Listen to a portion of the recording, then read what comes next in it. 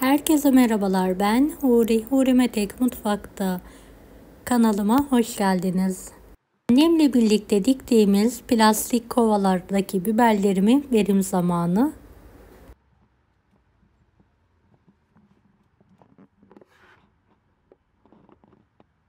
Şimdi bol bol biber toplama zamanı.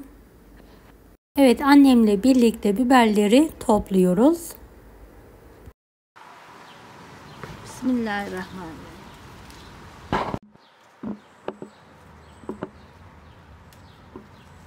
Yeri olmayanlar saksıyı dikebilir bile.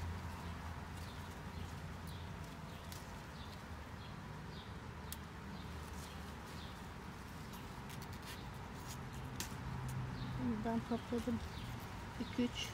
3. sefer bunlar. Sulayın. Toplayın biberleri. Allah'ın izniyle.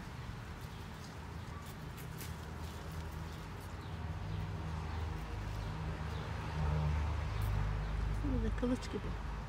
Mübarek. Şunları da tohum koydum.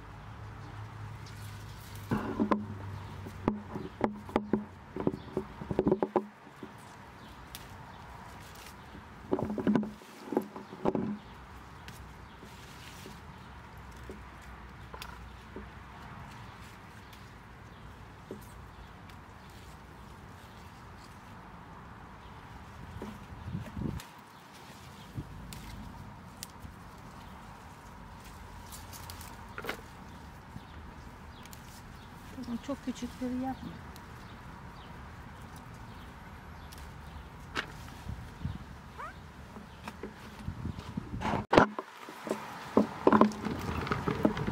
Kılıç gibi biberler. Çıktı bunlar.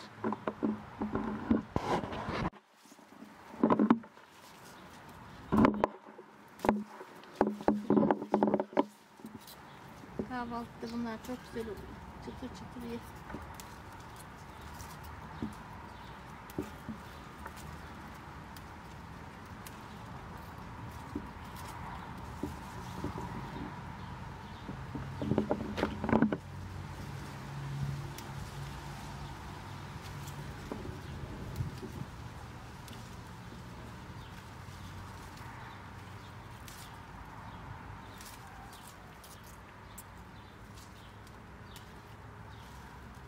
Bunların güzelliklerine bak.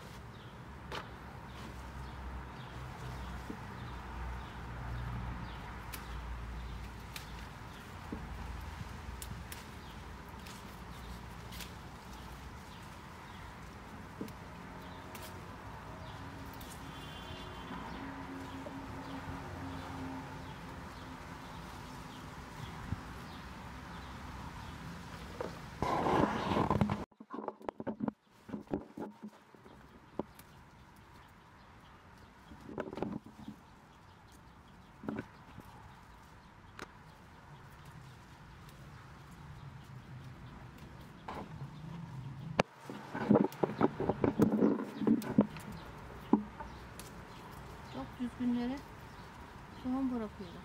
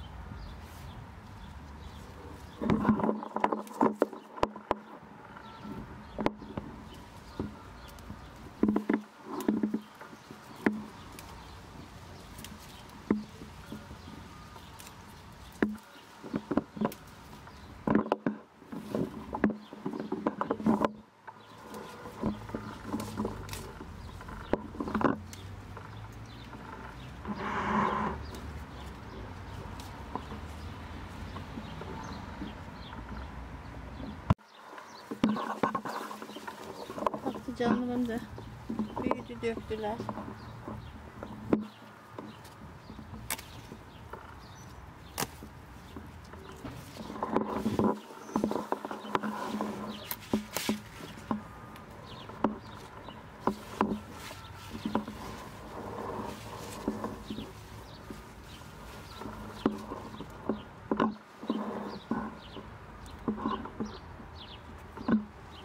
Tarlada bu kadar bereketli olmuyor.